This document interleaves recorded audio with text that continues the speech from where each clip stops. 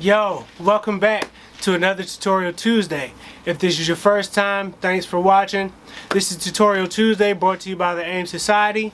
I'm Cap, and today we're going to do a little bit something different. Usually I'll show you something on the MPC or on Fruity Loops or whatever, but today I'm just going to give you some tips. You don't want to sound like anybody else because then you won't be distinguished. I'm going to give you 5 tips that you can sort of use to your advantage to make yourself sound different than everybody else. Oh, and don't forget to subscribe. Become part of the Gish crew.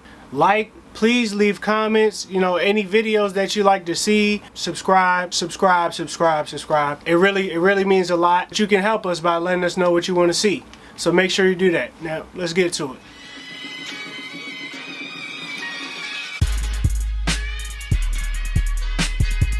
Your fan is jaw-dropping photography. High-popping graphic art.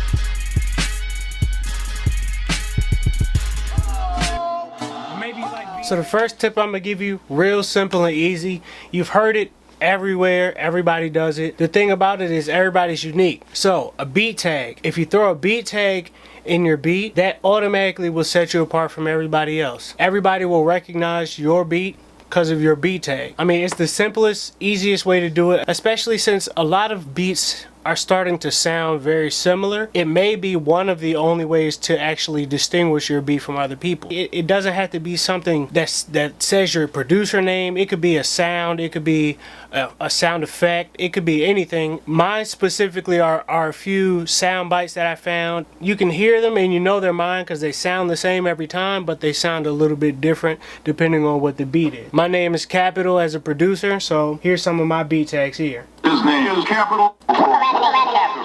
Capital. We would never come forward and say we don't need capital. Number 1, beat tags.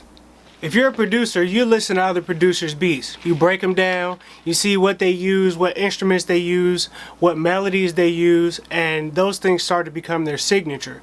For instance, you know what a DJ Mustard beat sounds like if you've listened to DJ Mustard.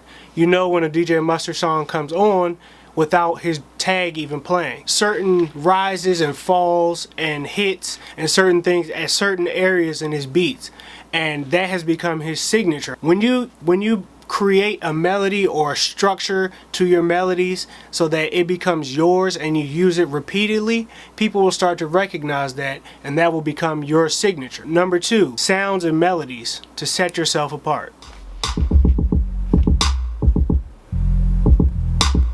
Just listen for a second. Listen. You still listening? Keep listening.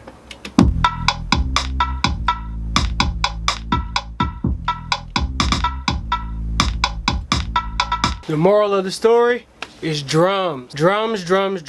There's hundreds of big producers that set themselves apart just because of their drums. If you're pursuing production as an artistry, you should be able to identify certain producers by their drums. Cardiac has mean kicks and 808s, just like 808 Mafia. That's their signature, 808s. Pete Rock, Jay Dilla, all these people that have defined their music through their drums. Timbaland, if you can't hear a Timbaland beat, you haven't been listening. That's number 3, drums. When I make my music, even though it sounds like drums are all over the place, when I bring them together and then put music on top of it, it just adds, to me, it adds more flavor. I'm sort of an out-of-the-box type person, so I like out-of-the-box type drums. But when I'm making like my signature style beats, I like to have my drums however.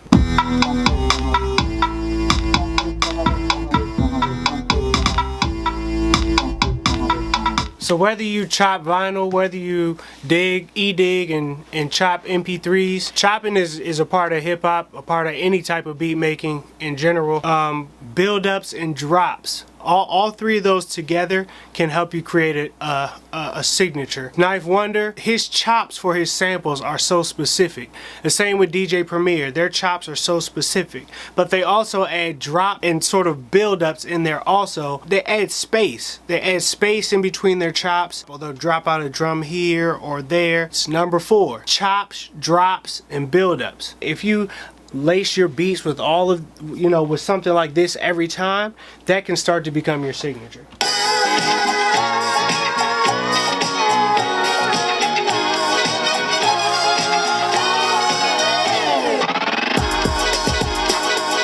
I started to use that in every one of my beats, that would automatically become a signature of Cap.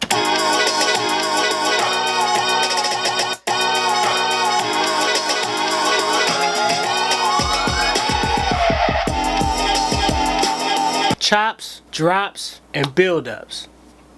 Last but not least, I want to put an emphasis on mixing. I'm a believer that there's no right or wrong way to mix per se. There are good mixes and bad mixes. Bad mixes meaning they don't sound good. But I don't think there's a such thing as a right way to mix and a wrong way to mix. I use that to my advantage, and I think you should too. If you like to filter your 808s a certain way, if you like to cut all the highs out of your melodies, if you like to EQ and cut a certain frequency for your snares so they only pop within a certain range, or your kicks or whatever, if you like something to sit in the middle of your beat, then make a melody that sits in the middle of your beat every time. Make it become your signature. Make it become part of your beats. Oh, that's okay. Yeah, that's his beat. The same thing that I heard in the other one that he made. So number 5, mixing. Make that mix your mix.